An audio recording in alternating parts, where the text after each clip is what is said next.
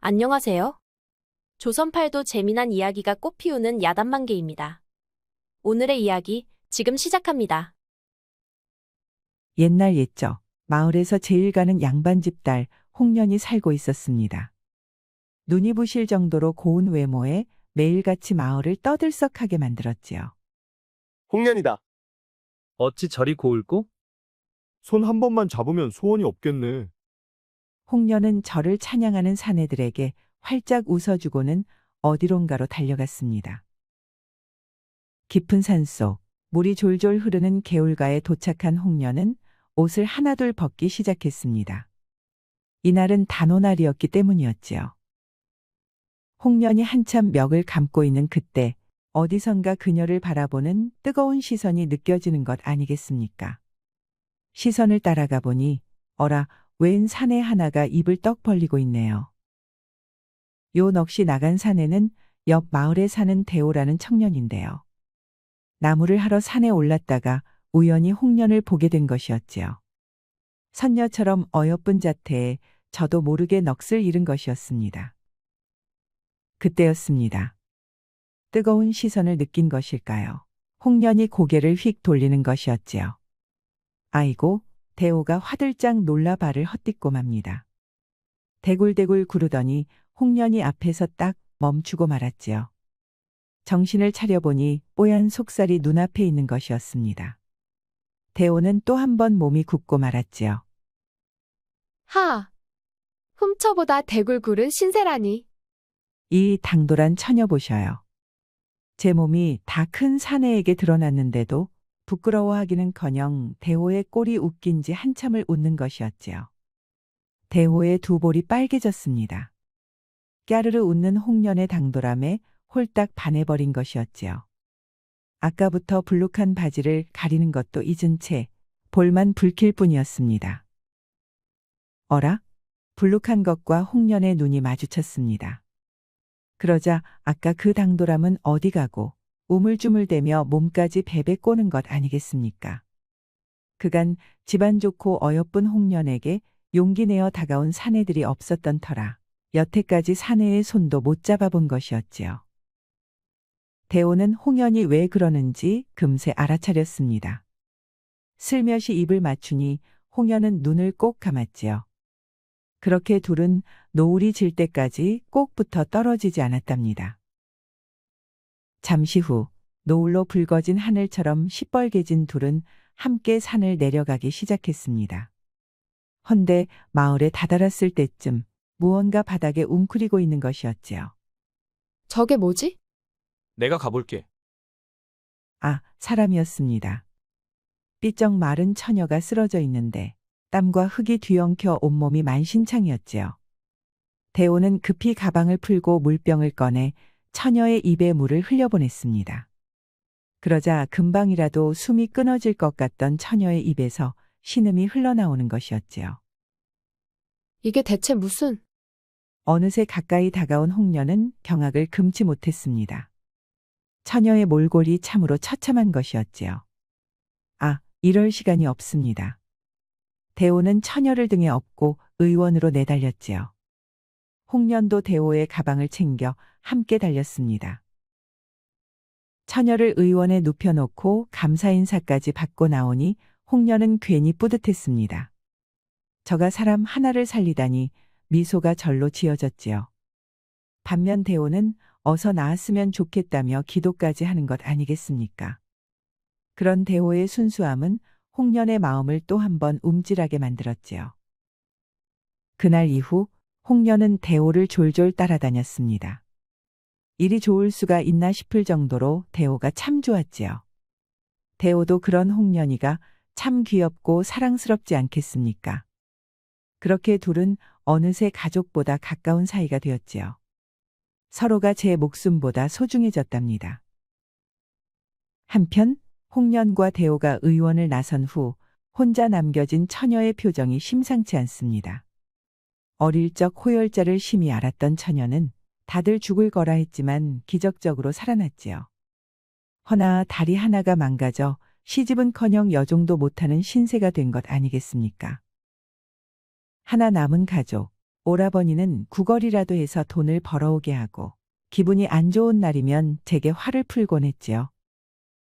살고 싶지 않았지만 죽을 용기는 없었습니다. 도망쳐도 봤지만 오라버니는 저를 놔주지 않았지요. 매일을 움직이지 않는 다리를 끌고 구걸했습니다. 집에서는 오라버니의 모진 구박과 마을에서는 사람들의 멸시를 받아왔지요. 너무나 비참하고 나는 왜 이런 일을 겪어야 하나 신이 미치도록 미웠습니다. 헌데 이 미천한 저를 살리겠다고 업고 뛰고 머리를 쓰다듬어주는 사람들도 있는 것 아니겠습니까? 생전 처음으로 가슴이 따뜻해졌지요. 눈물이 절로 쏟아져 나왔습니다.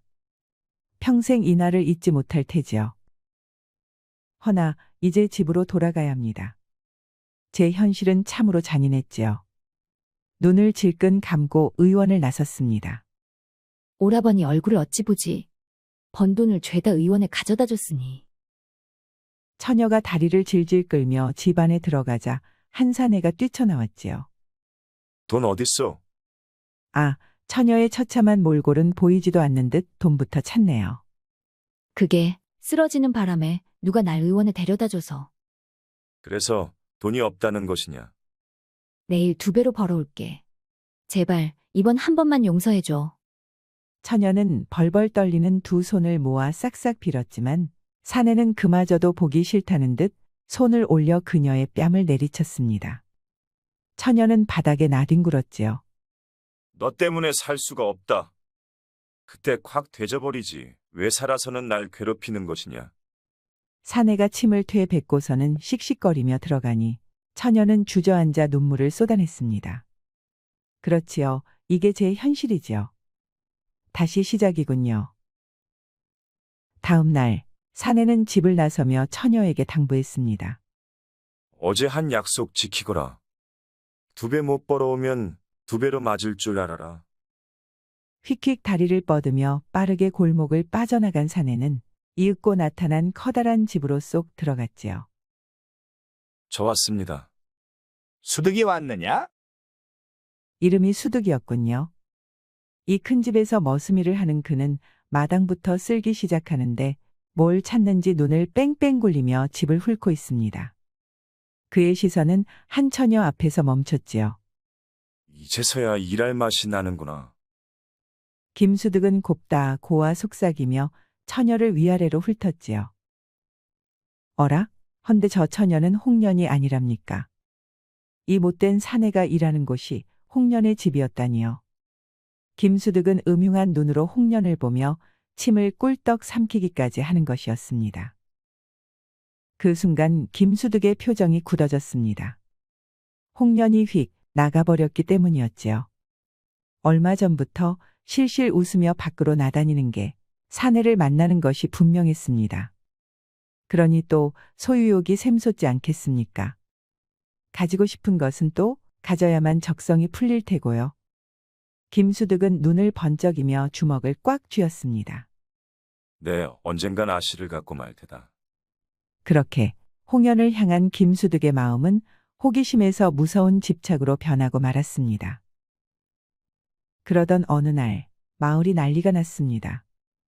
홍련의 아버지 최진사가 관하로 끌려간 것이었지요. 노비 집안인 주제에 여태까지 양반처럼 행세했다는 것입니다. 이 얼토당토않는 죄명은 무엇일까요? 최진사는 온갖 증자들을 제출했지만 관아에서는 듣질 않았습니다. 증자를 조작했다고 더 큰 벌을 내릴 뿐이었지요. 집안은 하루아침에 몰락했습니다. 가까운 자들은 하루아침에 등을 돌렸고 결국 그 누구의 도움도 받지 못해 식솔들은 뿔뿔이 흩어졌지요. 홍련은 가족들을 되찾아야 했습니다. 가장 돈이 되는 일, 기생이 되어야 했지요.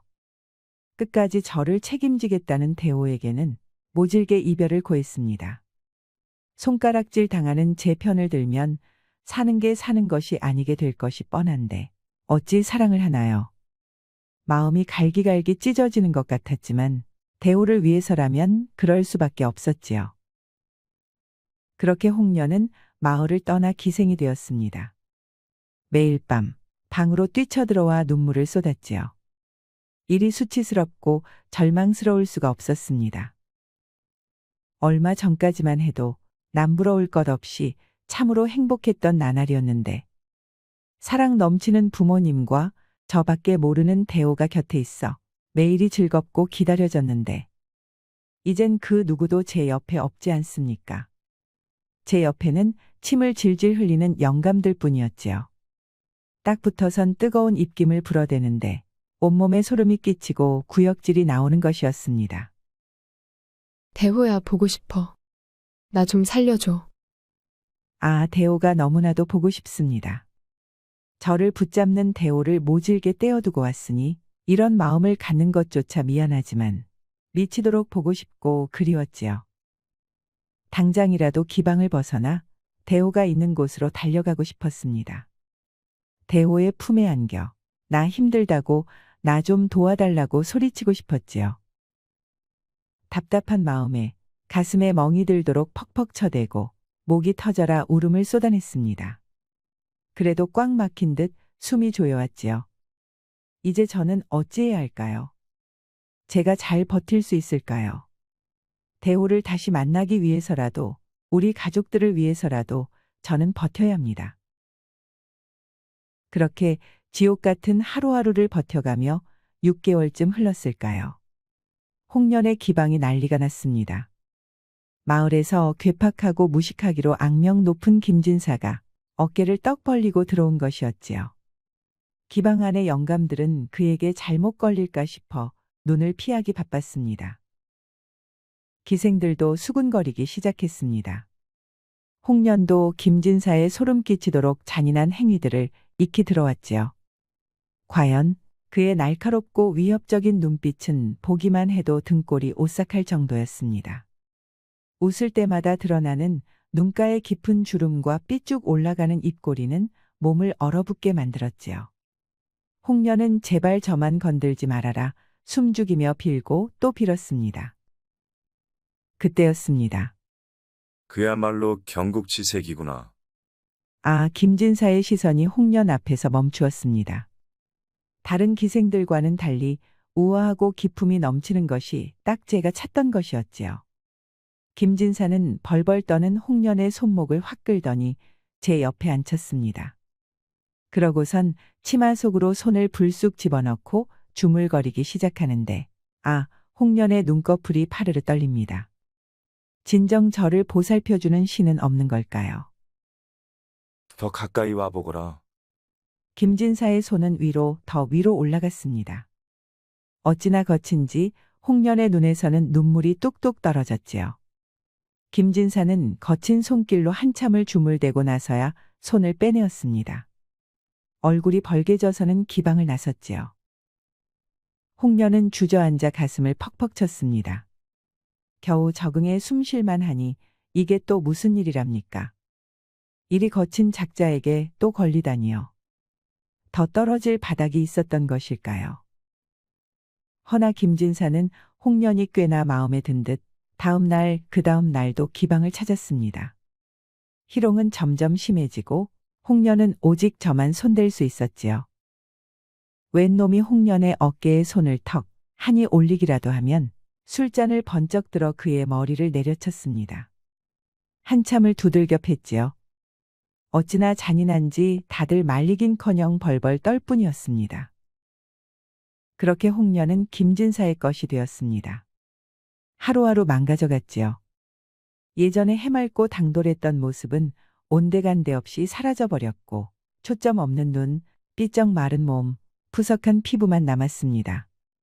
닦고 닦아도 눈물은 계속 쏟아지고 이렇게까지 해야 하나 싶으면서도 이럴 수밖에 없는 현실에 가슴은 무너져 내렸지요. 그때였습니다. 거울 속 제 모습과 눈이 마주치고 말았지요. 제가 이리 망가져 버렸다니요. 눈물 자국과 헝클어진 머리, 쩍쩍 갈라진 피부는 정말 낯설었습니다. 한참을 거울을 바라보다 정신이 번쩍 들었습니다. 이렇게 계속 무너지기만 하면 평생 예전으로 돌아갈 수 없지 않겠습니까? 홍련은 주먹을 꽉 쥐고 마을 제일의 기생이 되리라 다짐했습니다. 저가 최고가 되면 김진사에게 대들어 볼 수는 있을 테니까요. 그날부터 목이 터져라 노래를 하고 몸이 부서져라 춤을 추었습니다. 잠도 자지 않고 끼니도 걸으며 최고의 기생이 되기 위해 애썼지요. 그렇게 절치부심하여 마침내 홍련은 마을을 쥐락펴락하는 뛰어난 기생이 되었습니다. 단 1년 만의 일이었지요. 마을뿐만 아니라 조선에서 최고로 꼽힐 정도가 되었으니 각 지역의 사대부들은 홍련의 손목이라도 잡고 싶다며 기방 앞에 줄을 섰고 대갓집 문의원이 열릴 때면 항상 홍련이 앞장섰지요. 그러니 김진사는 아주 팔짝 뛰지 않겠습니까? 홍련을 차지하고 싶은 욕망이 점점 더 불타올랐지요. 허나 명기가 된 홍련은 이제 김진사의 희롱 따위를 받는 기생이 아니지 않겠습니까? 특히나 저를 망가뜨린 김진사니 이젠 눈도 마주치지 않았지요. 그러던 어느 날 김진사는 발을 쾅쾅 구르며 기방을 나왔습니다. 홍련이 여기저기 불려다니느라 당최 기방에 있지를 않는 것이었지요. 화가 잔뜩 난 채로 집으로 향한 김진사는 방문을 벌컥 열더니 주먹질을 합니다. 앞엔 웬 마른 처녀 하나가 있었지요. 어라, 헌데 저 처녀 어딘가 익숙합니다. 산에 쓰러져 있던 그 처녀, 즉 김수득의 여동생 아니겠습니까? 그렇지요. 김진사는 바로 김수득이었던 것이었습니다. 머슴이었던 김수득이 어찌 김진사가 될 수 있었던 것이었을까요? 일은 이러했습니다. 그날 욕망을 건드려서 그런 걸까요? 김수득의 홍련을 향한 집착은 걷잡을 수 없이 커졌습니다. 홍련을 미행까지 하는데 그러다 대호와 사랑을 나누는 걸 보게 된 것이었지요. 소유욕에 눈이 돌아버린 김수득은 결국 괴물이 되지 않겠습니까? 우선 저 행복에 미칠 것 같은 미소를 짓는 홍련을 망가뜨려야 했지요. 집안을 몰락시키고 재산을 훔쳐 달아나 양반 신분을 샀습니다. 그리고선 홍련을 또 쫓아다녔지요. 중간에 대호란 놈이 울고불고 홍련을 붙잡아 실패로 돌아갈 뻔했지만 다행히 홍련은 그 놈을 떠났지요. 아, 기생이라니 넋이 나간 건지 머슴만 수십이었던 터라 저를 모르는 건지 홍련은 저를 못 알아봅니다. 제 집에서 일하던 머슴인 줄도 모르고 이 거친 손길을 참고 있네요. 더욱 흥분이 됐습니다. 그렇게 김수득은 매일같이 홍련을 희롱하고 그간의 욕구를 풀었던 것이었습니다. 헌데 밑바닥까지 끌어내려 겨우 제 옆에 앉힌 홍련이 이번엔 명기가 되어 제 옆을 떠나다니요. 여동생을 두들겨 패도 당최 화가 풀리지 않았습니다. 홍련을 또 어찌하면 무너뜨릴 수 있을까요? 그때 김수득의 눈이 번쩍였습니다. 홍련이 아직까지도 대호를 흠모하는 건 분명하니 그놈을 핍박해서라도 홍련을 구렁텅이로 몰아넣어 봐야겠습니다. 그래, 대호 그놈을 망가뜨리자. 김수득은 왈패를 풀어 대호를 납치했습니다. 온몸이 만신창이가 된 대호의 손과 발을 묶어 축축하고 어두운 광에 가두고 몇 번씩이나 패고 또 팼지요. 그 고통은 모두 홍련 때문이다 라는 말도 잊지 않았습니다. 허나 대호는 홍련의 이름을 듣자마자 동태 같던 눈이 반짝였습니다. 흔적도 없이 사라진 홍련의 이름을 여기서 듣다니요. 이자가 홍련을 아는 것이 분명했습니다. 버텨야 했습니다. 겨우 목숨을 부지할 수 있을 정도의 물과 거친 식량이 전부였고 옷은 해지고 온몸이 피딱지였지만 정신을 붙들고 있어야 했지요. 다음 날 김수득은 의기양양하게 기방에 들어갔습니다. 마침 오늘은 홍련이 있군요. 대호 그놈이 지금 어디 있는지 아느냐? 홍련은 움찔하며 손을 벌벌 떨었습니다. 설마 이 포악한 양반이 제 뒤를 캐 대호를 찾아낸 것일까요? 우리 집 광 안에 피떡이 된 채로 누워 있더구나. 아, 가슴이 무너지는 것 같았습니다. 살을 깎는 고통을 참으며 명기가 되었지요. 이제 돈을 모아 대호를 찾을 일만 남았는데 한 발 늦어 이 잔인한 자의 손에 대호가 잡히다니요. 어찌나 고통스럽게 괴롭혔을지가 뻔해 진정 가슴이 찢어지는 것 같습니다. 그러길래 왜 말을 듣지 않았느냐? 수청을 들겠다 하면 그놈은 놓아주겠다. 제가 이걸 어찌 거부하나요? 더 이상 대호를 힘들게 할 수는 없지요. 홍련은 붉어진 눈으로 고개를 끄덕일 수밖에 없었습니다. 김수득은 입이 찢어져라 웃음을 터뜨립니다. 높디 높은 대감들도 홍련과 밤을 보내지 못했지요. 헌데 머슴이었던 제가 홍련을 수청에 들게 하다니요. 대단하지 않습니까? 김수득은 득이만만해서는 그동안 콧대 높게 굴었던 홍련을 쓰다듬기 시작했습니다. 더 탐스러워졌구나. 두툼한 손은 깊고 더 깊게 들어갔지요. 한참을 헤집고서는 홍련에게 짧게 입을 맞추고 기방을 나서네요. 오늘은 이만하지. 아, 참 희한한 방법으로 괴롭힙니다. 할 거면 빨리 끝내지 질질 끌며 또 홍련을 망가뜨릴 것이 분명했지요. 그날 저녁 김수득의 집은 떠들썩해졌습니다. 네, 오늘 참 기분이 좋구나. 홍련을 다시 손에 가졌으니 온 세상을 가진 것 같았지요. 이런 날 술이 빠지면 되겠습니까? 취할 때까지 마셔주어야 했지요. 잠시 후 취한 김수득이 잠에 들자 집은 고요해졌습니다. 그때 탁쓱 탁쓱 하는 소리가 들려왔지요. 김수득의 여동생, 그 절름발이 처녀의 걸음소리였습니다.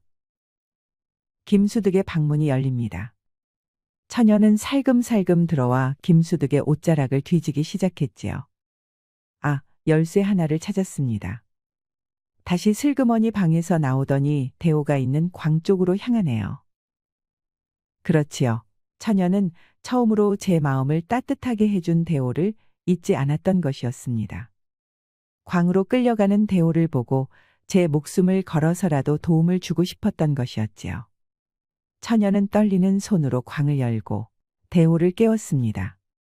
일어나 보셔요. 잠에서 깬 대호는 깜짝 놀라지 않겠습니까? 그때 그 처녀가 여기 있다니요. 저 자는 내 오라버니요. 은혜를 갚고 싶었는데 일이 갚게 되는군요.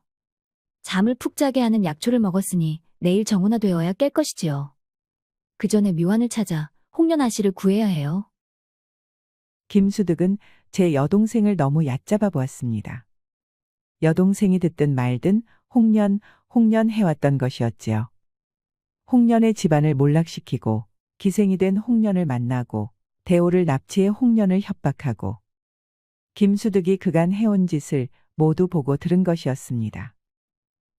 사실 처녀는 오라버니가 말하는 홍련이 저를 구해준 그 여인인지 몰랐었습니다. 하여 그간 김수득의 악행을 넘겨왔었지요. 헌데 대호가 떡하니 나타나니 홍련이 그 여인인 걸 알게 된 것이었습니다. 그러니 가만히 있을 수 있겠습니까? 제 오라버니라면 좋은 날 항상 술을 마셨으니 불편한 다리를 이끌고 미리 약초를 구해와 술에 섞어둔 것이었지요.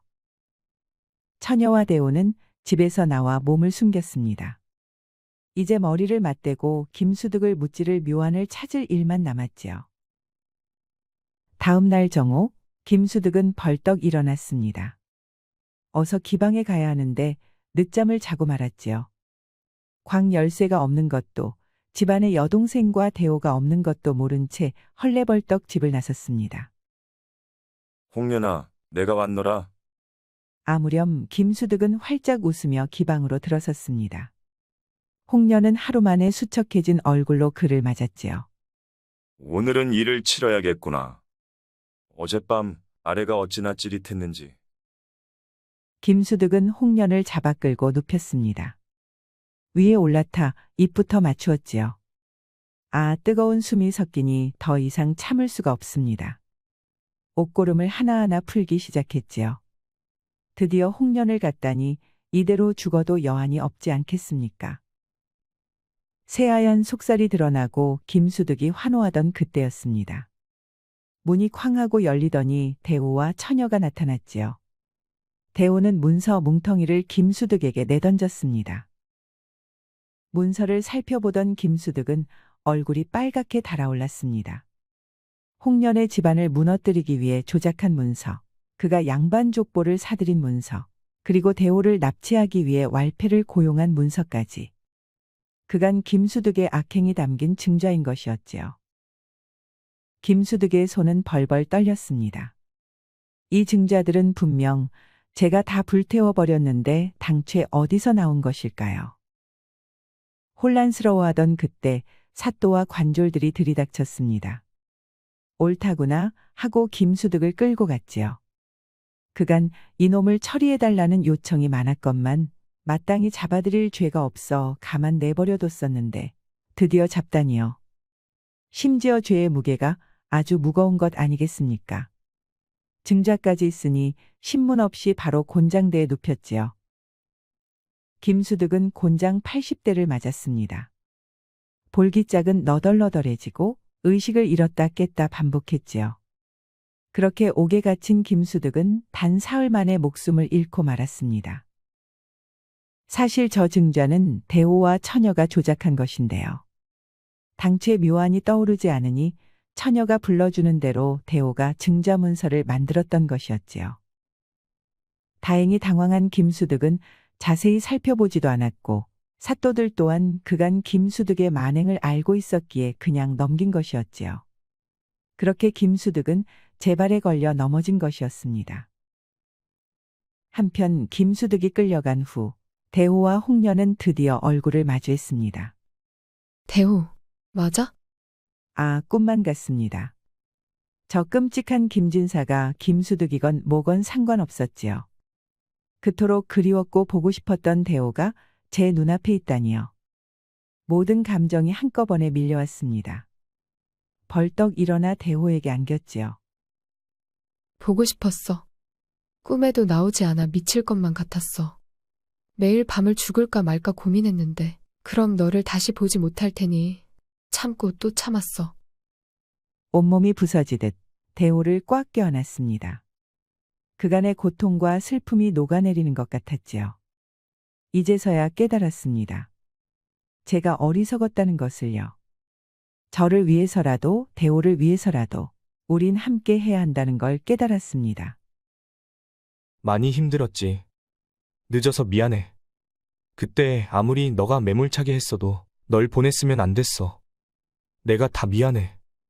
이젠 절대 홀로 내버려두지 않을게. 홍련이 떠난 이후로 밥도 제대로 먹지 못했고 잠도 푹 자지 못했습니다. 무엇보다 가장 가슴이 아팠던 건 누구보다 힘들 홍련의 곁에 있어주지 못하는 것이었지요. 매일 가슴이 아리도록 울고 또 울다 잠에 들었습니다. 아, 낯선 곳에서 얼마나 하루하루가 아프고 아팠을까요? 제 품에 안겨 어린아이처럼 우는 홍련을 꽉 껴안고 있자니 아프면서도 행복했습니다. 다시는 홍련을 떠나보내지 않겠다고 다짐했지요. 그렇게 홍련의 집안에 대한 명예는 회복되었고 다시 양반의 지위를 되찾았습니다. 대호와 홍련은 그 어떤 일이 있어도 평생 함께하리라 약속했지요. 모두의 축복을 받으며 혼이 나요. 기쁜 일도 슬픈 일도 함께하며 평생을 살아갔답니다. 한편 김수득을 무찌르는데 가장 큰 도움을 준 그의 여동생 절름발이 처녀도 그들의 곁에 남았습니다. 암흑 같던 삶에서 처음으로 제게 도움을 준 사람들이었지요. 그래도 제 핏줄인데 진정 무너뜨려도 되나 싶었지만 차마 그들의 시련을 못 본 채 할 수는 없었습니다. 이번엔 제가 도움을 줄 차례였지요.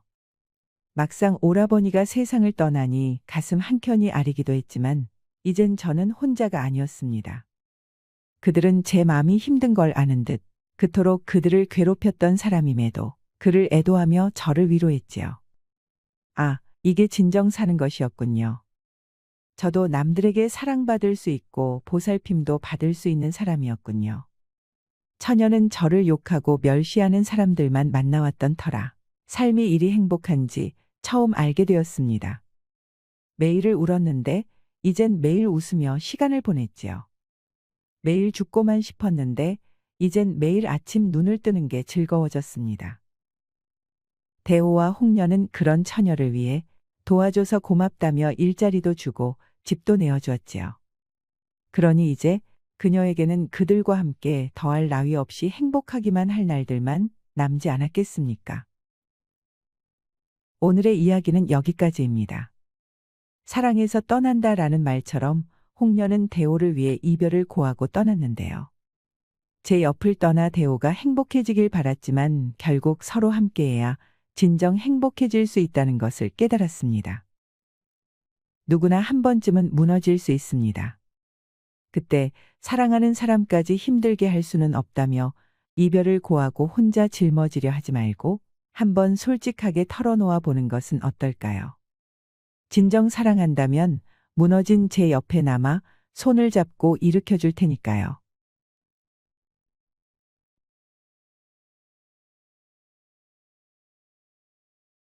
옛날 옛적 고요한 양반가에 어깨를 쫙 펴고 고개를 빳빳이 든 사내가 있었습니다. 우의정 정한길이었지요. 그는 나는 새도 떨어뜨린다는 권력을 가진 영의정 김사원의 오른팔로 정치적 야망이 눈에 그득했는데요. 그 높디 높은 야망 때문인지 어여쁜 마님은 안중에도 없었지요. 마님의 외로움은 그의 관직과 비례하여 높아져만 갔습니다. 오늘도 날 찾지 않으시구나. 혼례를 올린 후 초반에는 참 행복했습니다. 나갔다 들어오면 항상 제 방을 들러 볼 한번 쓰다듬고 가셨지요. 밤에는 또 어찌나 저를 찾으시는지 매일 아침 허벅지에 힘이 안 들어갈 정도였답니다. 헌데 언젠가부터 말만 걸면 바쁘다고 저를 피하시는데 마음이 아릴 정도로 서운하고 속상한 것 아니겠습니까? 심지어 밤마다 찾아오는 외로움에 차자가 앞섭을 풀어보아도 인상을 쓰고 돌아눕는 것이었지요. 어린애처럼 조르지도 못하니 이 착하디착한 마님의 마음은 점점 타들어갔답니다. 그러던 어느 날 밤이었습니다. 마님, 안에 있어? 어라, 이게 웬일입니까? 영감이 마님을 찾습니다. 마님은 헐레벌떡 몸을 단장하고 부푼 기대를 안고 방문을 열었지요. 부르셨는지요? 내일부터 내게 가르침을 받을 자요. 얼굴을 익히도록. 최혁이라 합니다. 인사를 마치고 방으로 들어온 마님은 눈물을 뚝뚝 흘렸습니다. 아니, 가뜩이나 바쁜 사람이 웬 문화생이랍니까? 그럼 저를 찾는 시간이 더 줄어들지 않겠습니까? 큰 실망과 함께 괜한 질투가 나기 시작하는데 그게 너무 치욕스러운 것이었지요. 처녀도 아니고 사내에게 셈이 나는 꼴이라니. 다음 날 아침 마당으로 나간 마님의 눈에 혁이 들어왔습니다. 나오셨습니까? 그래, 살가운 물음에도 차갑게 대답하자 혁은 다소 당황한 듯 보였습니다.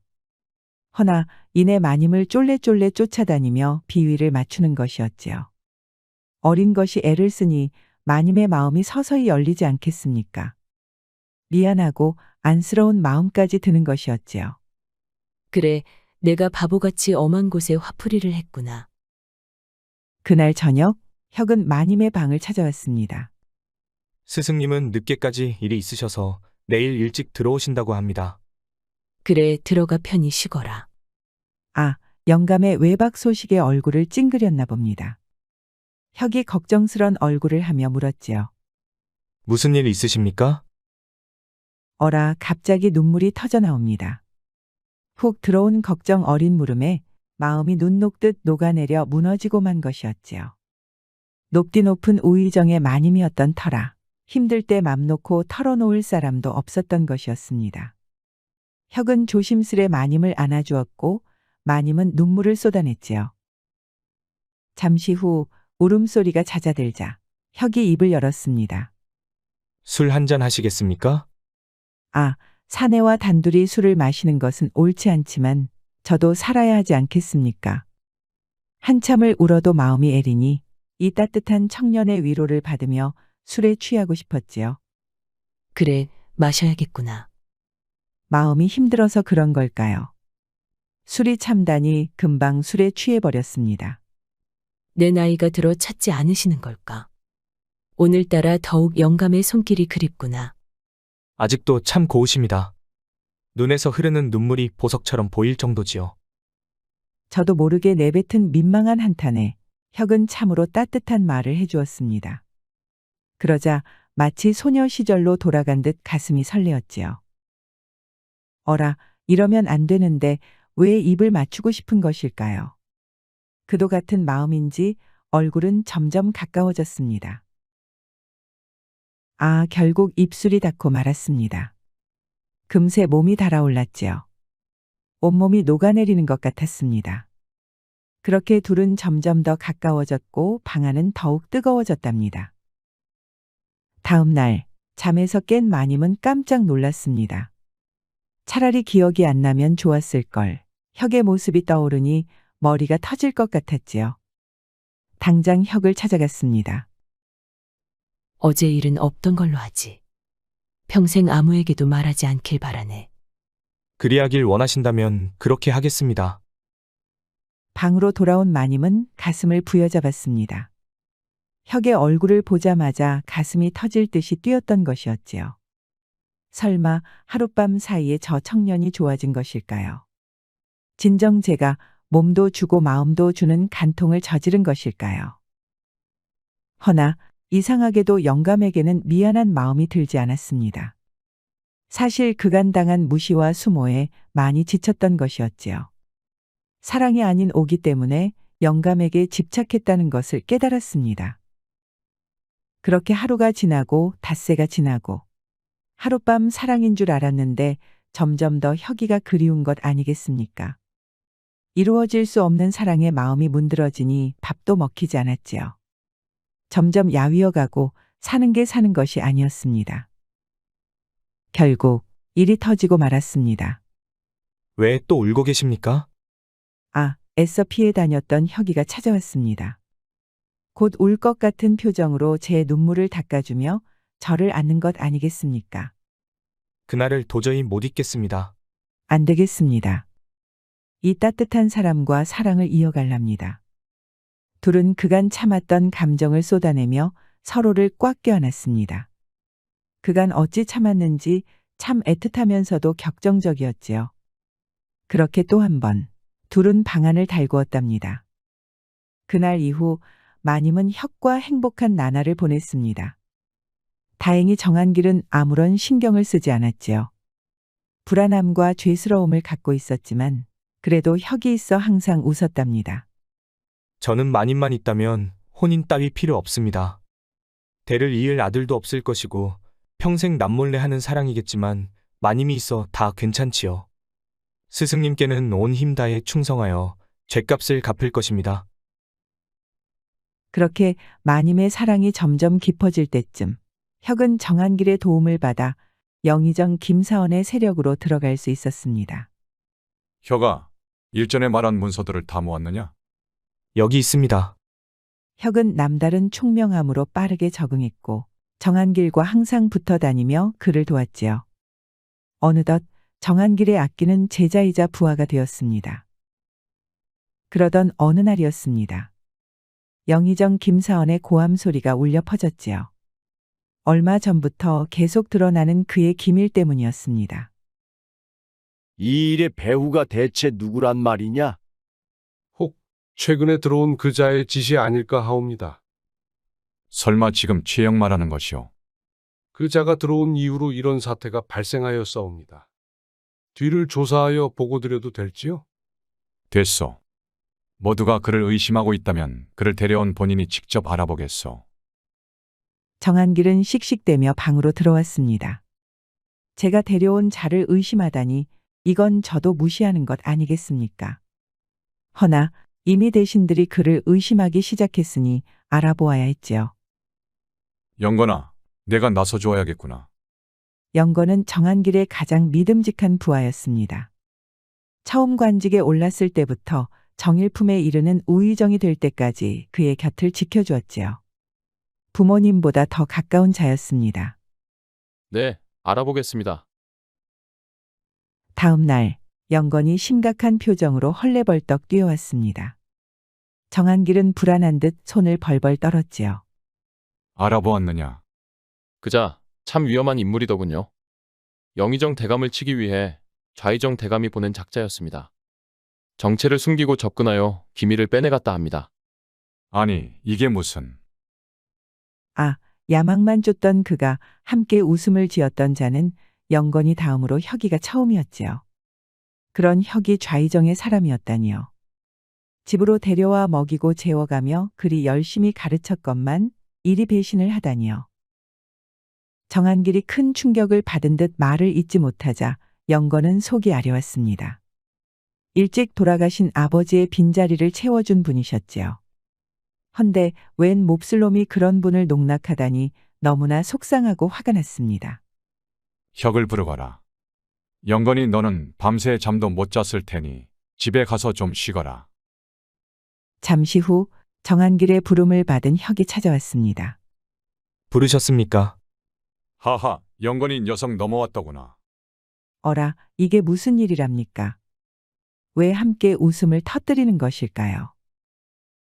때는 6개월 전 정한길이 남쪽 마을로 파견됐을 적이었습니다. 당시 그에게는 큰 고민 하나가 있었지요. 관직에 올랐으니 영의정의 자리까지 앉아봐야 하지 않겠는가. 어찌하면 영의정 대감을 밀어낼 수 있을꼬. 깊은 고심의 주막에서 한잔하던 그때 그의 눈에 한 왈패가 들어왔습니다. 어찌나 능글맞게 거짓말을 하는지 주모가 깜빡 쏘가 국밥을 서너 그릇 내오는 것이었지요.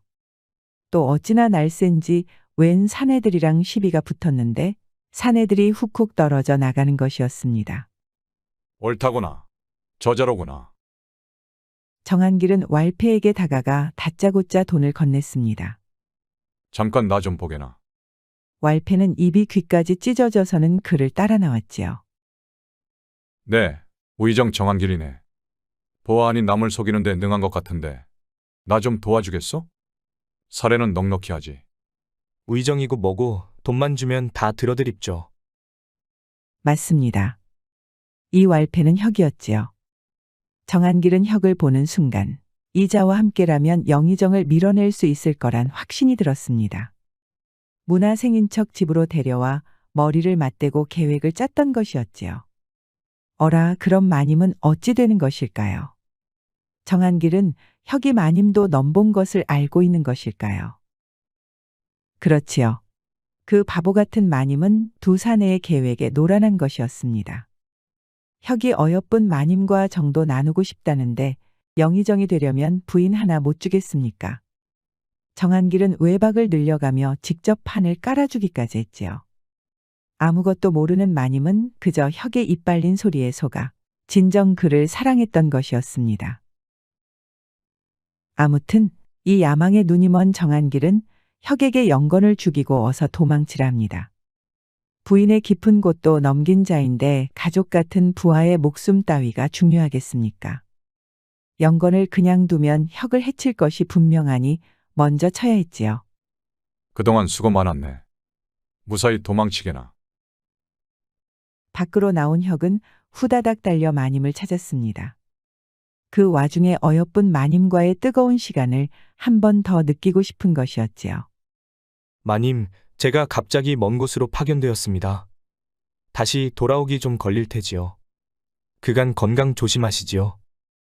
아, 오래도록 못 본다니 눈물까지 흘리는 이 바보 같은 마님을 어찌해야 할까요? 최혁은 일말의 죄책감도 없는 듯 끝까지 슬픈 연기를 해댔지요. 그렇게 둘은 눈물의 이별을 했습니다. 밖으로 나온 최혁은 영건의 집으로 향했습니다. 어젯밤 제 뒤를 캐느라 잠을 못 잔 그는 지금쯤 쿨쿨 자고 있을 테지요. 어서 그를 죽이고 도망가야 했습니다. 영건의 집, 예상대로 드르렁 소리가 납니다. 최혁은 살금살금 방문을 열고 그대로 칼을 영건의 목에 꽂았지요. 피가 온 사방에 퍼지고 혁은 빠르게 도망치기 시작했습니다. 그 시각 정한길은 대신들을 모아 영의정 김사원을 찾아갔습니다. 최혁이라는 자가 좌의정 대감의 무리임이 드러났사옵니다. 그가 적임자인 줄도 모르고 데려온 무지함에 깊이 송구하오며 얼굴을 들 수가 없사옵니다.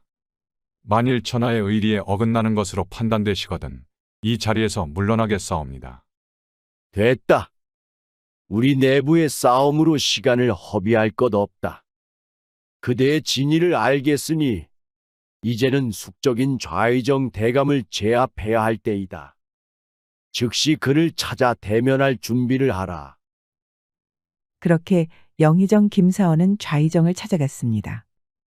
가만히 있던 좌의정은 영의정 김사원이 갑자기 찾아와 난장을 피우니 기분이 나쁠 수밖에 없지요.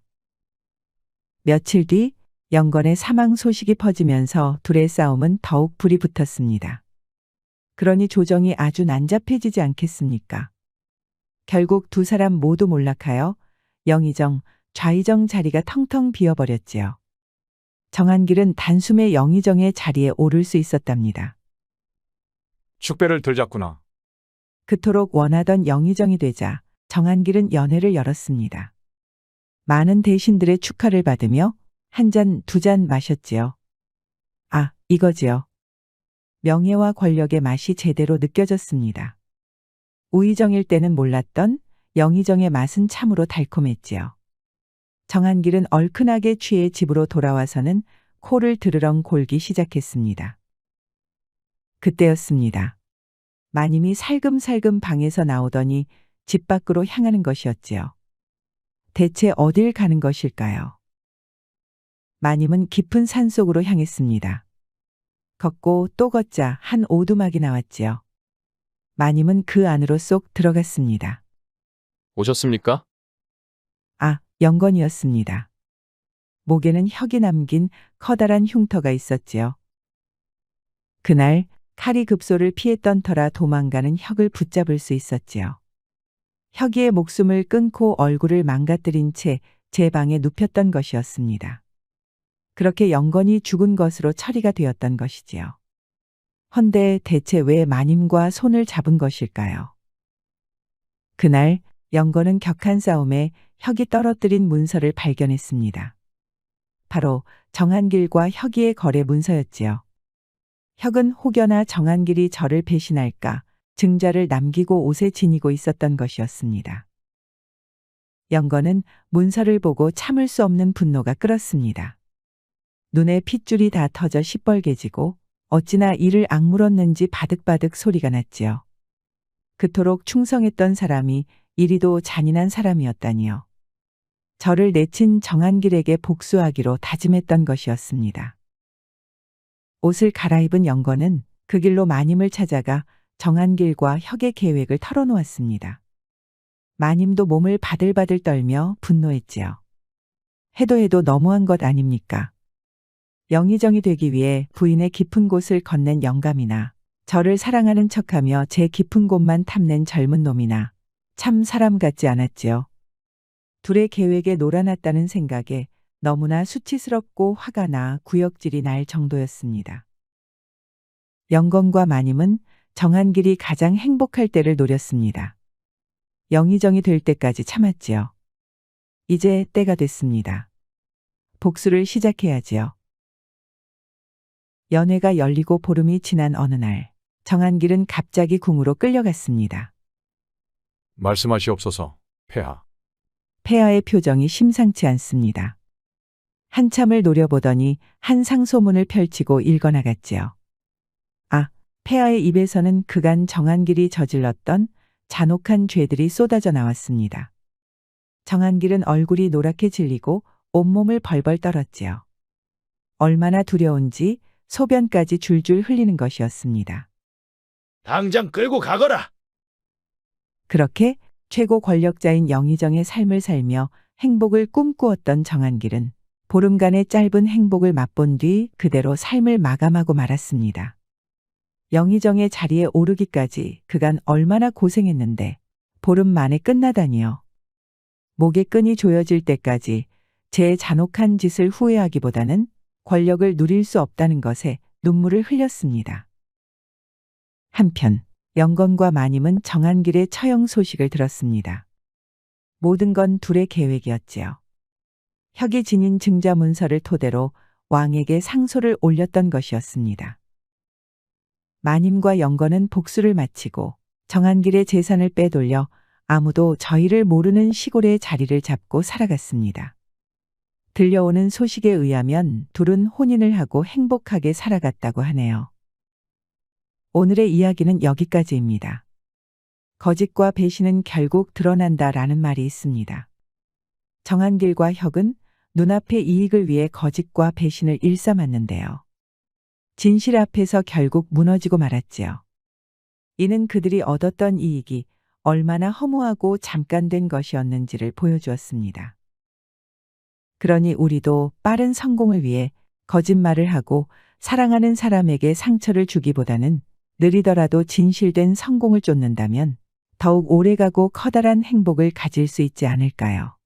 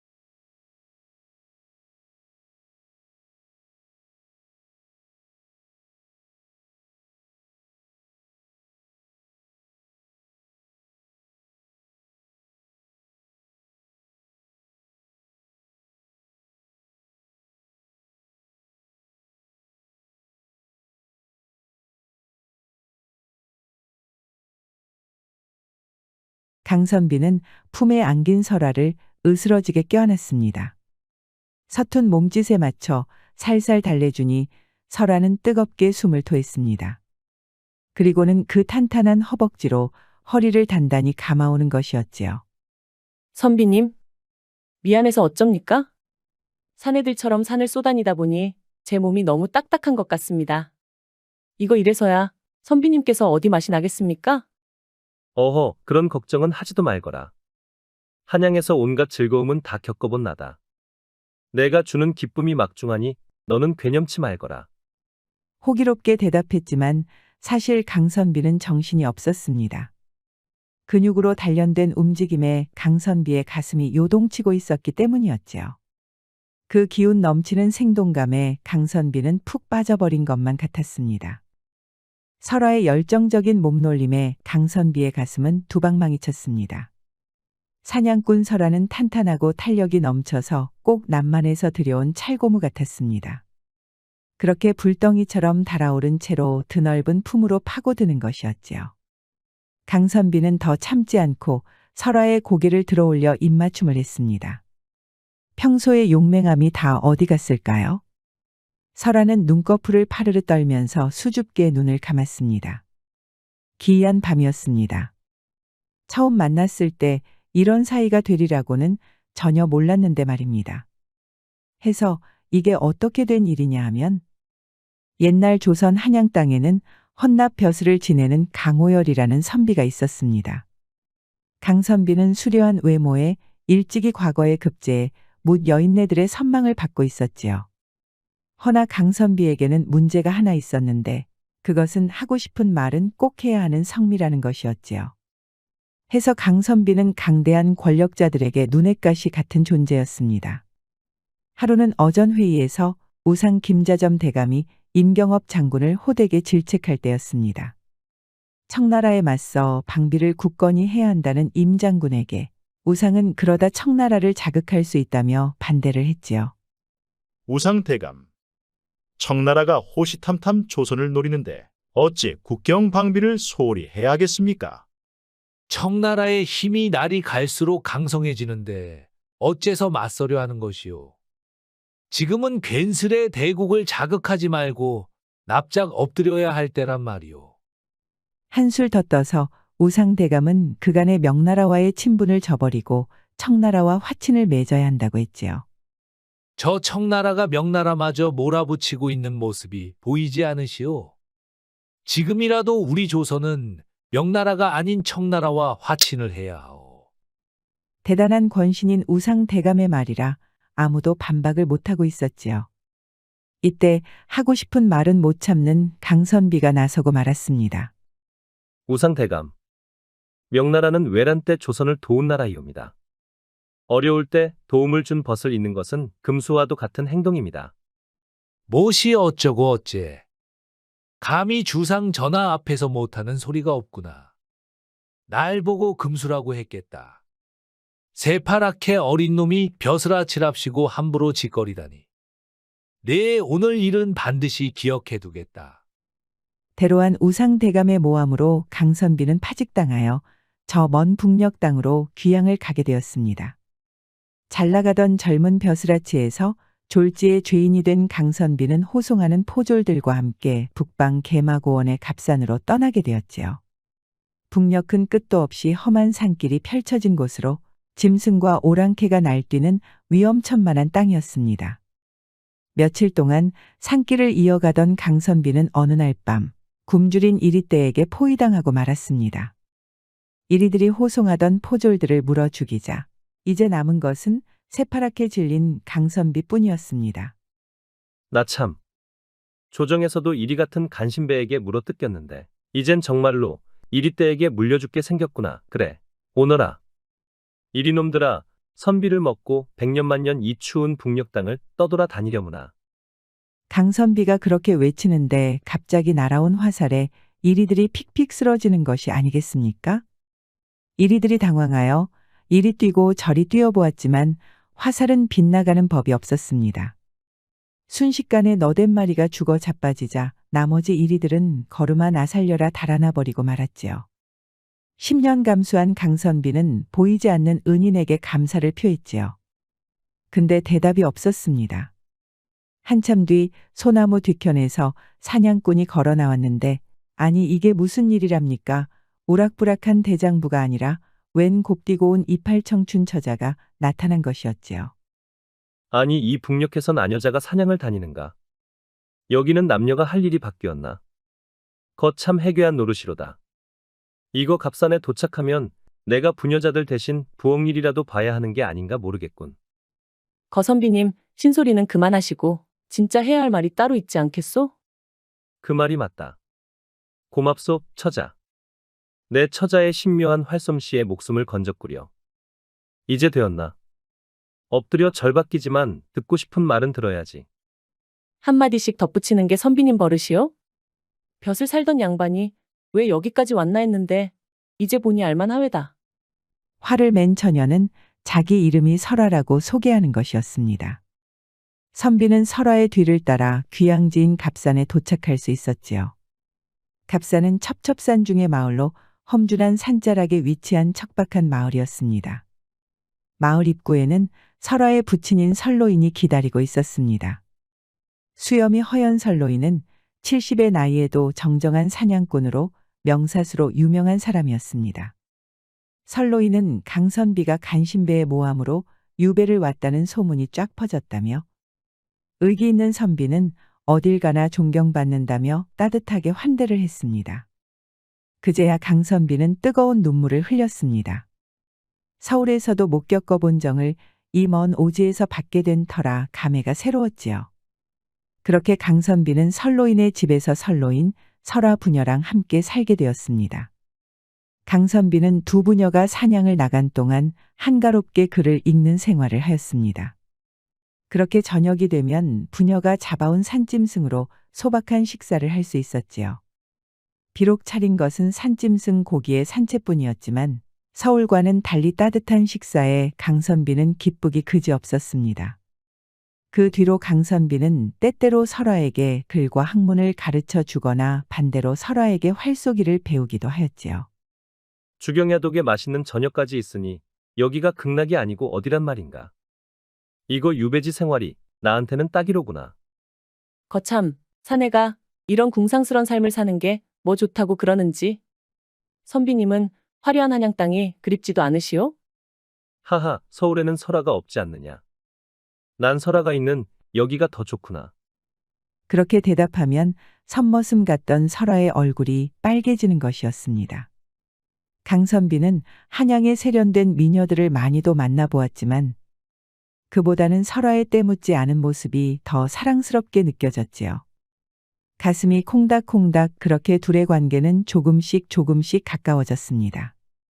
그런데 평화로운 시간은 금방 가버리는 법이지요. 갑산에도 어둠이 밀어닥치고 말았습니다.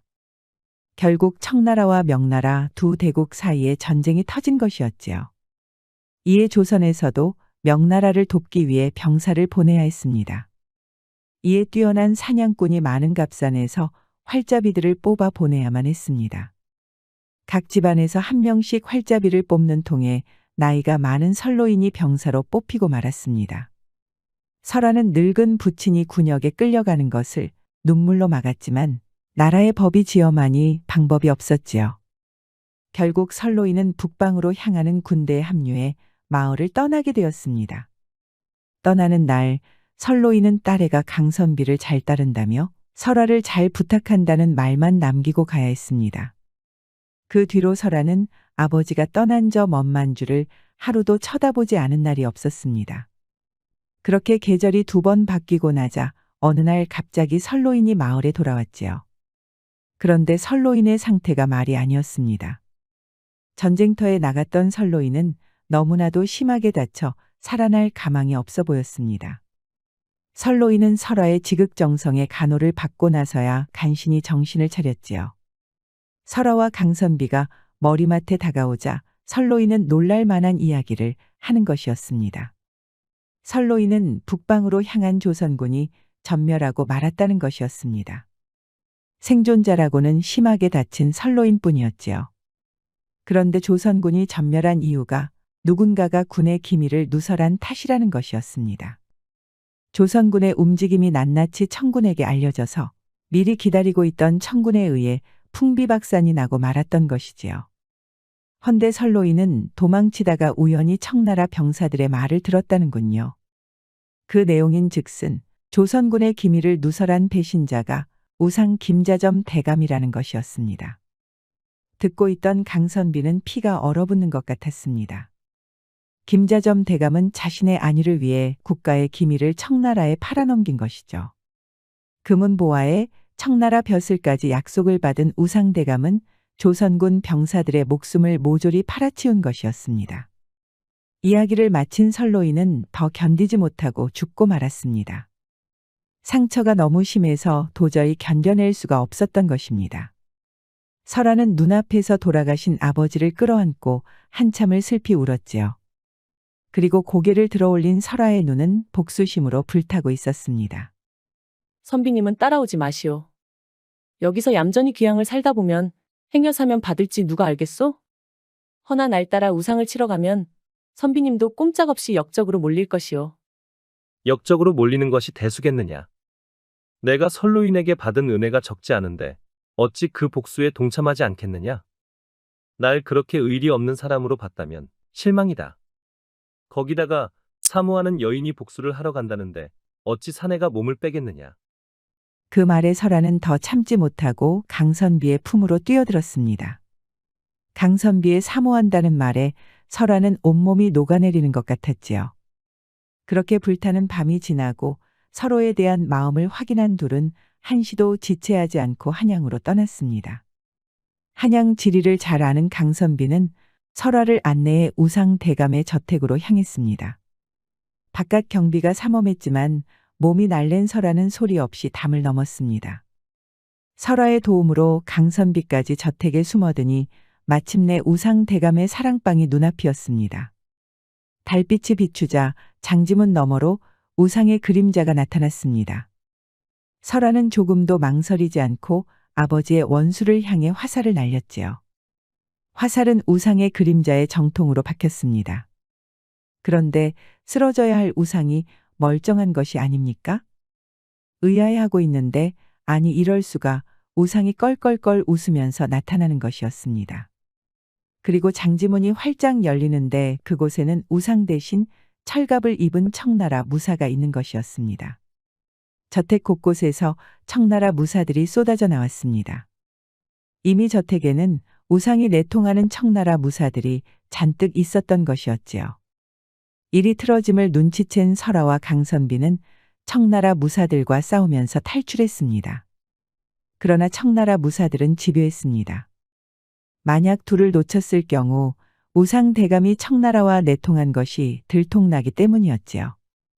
한참을 달아났으나 결국 강선비는 등에 화살을 맞고 흐르는 한강물에 빠지고 말았습니다. 그리고 아버지에 이어 연인 강선비까지 잃어버린 설아는 그대로 청나라 무사들에게 붙잡혀 우상 대감에게 끌려가게 되었습니다. 활 하나 등에 메고 나를 죽이러 온 것이냐? 날고 기는 무사들이 그득한 내 저택에서 이거 아주 당돌한 년이로구나. 허나 그 미색은 마음에 든다.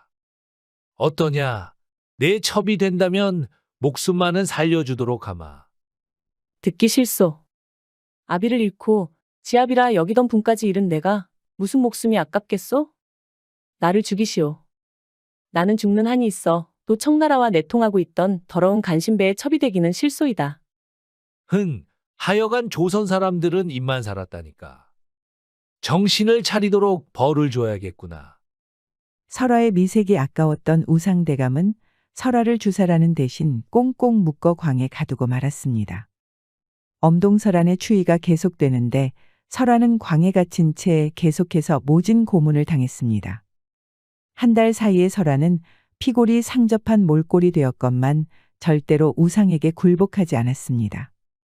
내 몸의 고통은 견딜 수 있으나 낭군님 생사를 알 길이 없는 점은 가슴에 사무치는구나. 강선비님이 살았는지 죽었는지 그것만이라도 알면 좋으련만. 그런데 하늘도 무심하시지 설아의 고통은 이것이 다가 아니었습니다. 청나라가 병자호란을 일으켜 조선에 쳐들어온 것입니다. 한양 도성이 순식간에 난장판이 되었고 사방이 피난민으로 그득해졌지요. 에잉, 내가 몸을 빼기도 전에 청군이 밀어닥칠 줄이야. 여봐라, 걔 누구 없느냐? 당장 짐을 싸서 북으로 가야겠다. 마침 청나라가 조선을 배신한 우상을 위해 한자리를 마련해 놨다고 했지요. 이렇게 된 이상 조선에 더는 미련이 없는 우상은 청나라로 달아날 채비를 했습니다. 우상은 막대한 재산을 싣고 가솔들과 함께 청나라로 향했습니다. 그렇게 우상의 무리들은 쳐들어온 청나라 군세를 거슬러 북으로 향했습니다. 그리고 이 행렬에는 꽁꽁 묶인 채 맨발로 눈밭을 걷는 설아가 있었습니다. 끝끝내 굴복하지 않은 설아는 우상 대감에게 잡혀 청나라까지 끌려가게 될 판이었지요. 설아는 멍들고 상처난 몸으로 질질질 끌려가고 말았습니다. 점점 더 산길이 험해지고 어느새 설아의 고향인 갑산을 지나게 되었습니다. 갑산은 청나라 군사들이 불을 질러 모두 타버리고 재만 남았습니다. 설아는 폐허가 된 고향 땅을 보며 눈물을 흘렸습니다. 갑산에 도착한 우상은 청나라 군세와 합류하였습니다. 이 군대는 조선 팔도에서 잡아온 포로들을 청나라로 실어보내는 부대였습니다. 군대가 그득해지자 우상은 마침내 설아를 불렀습니다. 설아에게 내 첩이 될지 아니면 저 흉악한 군대에게 붙들려 청나라의 노비로 끌려갈지 결정하라는 것이었지요. 허나 설아의 마음은 변치 않았습니다. 매국노의 첩이 될 바엔 죽겠다고 대답했지요. 화가 치민 우상이 칼을 뽑아들었습니다. 내 것이 되기 싫다면 차라리 죽으라고 말한 우상은 금방이라도 설아를 베어버릴 기세였습니다. 그때 갑자기 주변이 소란스러워지더니 숲속에서 조선 병사들이 활을 쏘며 몰려드는 것이 아니겠습니까? 갑작스런 기습에 청나라 군대는 별 저항도 못하고 픽픽 쓰러지기 시작했지요. 믿었던 청군이 쓰러지자 당황한 우상은 황급히 주변을 둘러보았습니다. 아니 이럴 수가. 죽은 줄만 알았던 강선비가 나타나는 것이 아닙니까? 그리고 강선비 옆에는 조선 최고의 장수 임경업 장군이 있었습니다. 임경업 장군은 모함받은 자신을 감싸며 목숨 걸고 김자점과 맞선 강선비의 절개를 잊지 않았던 것입니다. 그리하여 사람을 보내 물에 떠내려가는 강선비를 구출한 임경업 장군은 백마산성에서 상처까지 치료해 주었던 것이지요. 이후 강선비는 귀양 생활을 하며 익힌 북녘 지리를 활용해 임경업 장군의 참모 노릇을 톡톡히 하고 있었습니다. 자네 말대로 천군이 갑산에 포로를 모으고 있었네. 정말 신통하이 자네가 없었다면 이번 습격은 실패할 뻔했군. 잘했네, 강선비. 아닙니다, 임경업 장군. 장군의 귀신 같은 병사들이 아니라면 어찌 청군과 맞서 싸울 수 있겠습니까? 청나라 군대가 더 견디지 못하고 달아나기 시작하자 김자점 대감은 겁에 질리고 말았습니다. 들고 있던 칼까지 집어던진 우상은 걸음아 날 살려라 달아나기 시작했지요. 허나 강선비는 김자점 대감은 안중에도 없었습니다. 사랑하는 설아를 찾아 눈밭을 헤매었지요. 마침내 강선비는 사랑하는 설아가 눈밭에 쓰러져 있는 발견했습니다. 달려온 강선비는 설아를 묶은 밧줄을 풀어주었습니다. 꿈에도 보고 싶던 그녀를 품에 안으려는데 설아가 쏙 빠져나가는 것이었습니다. 설아는 그립던 낭군을 껴안는 대신 활과 화살부터 꺼내드는 것이었지요. 강선비가 의아해하는 찰나 설아는 강선비의 활을 당겨 김자점을 겨눴습니다. 그리고 단 한 발로 김자점을 쐈으니 백발백중의 화살이 그대로 김자점을 꿰뚫어 버리는 것이었습니다.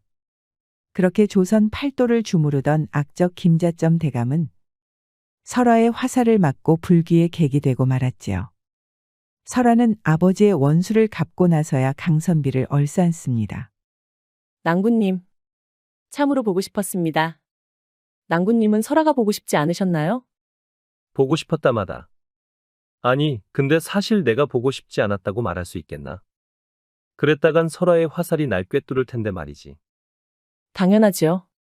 그렇게 말하시면 이 설아가 가만두지 않을 것입니다.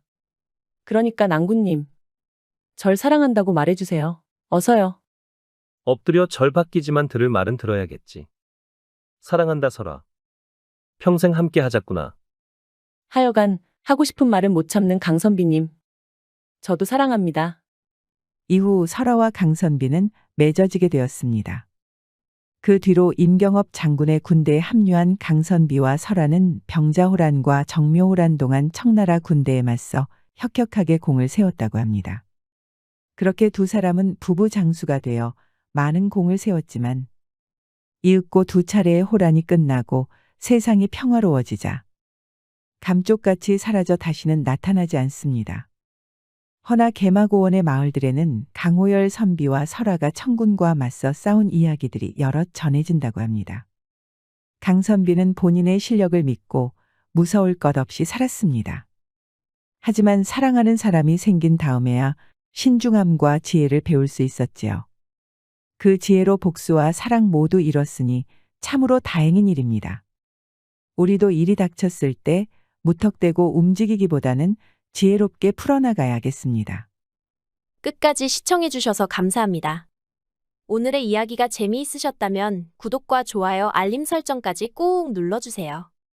그럼 오늘도 행복하고 즐거운 시간 보내세요.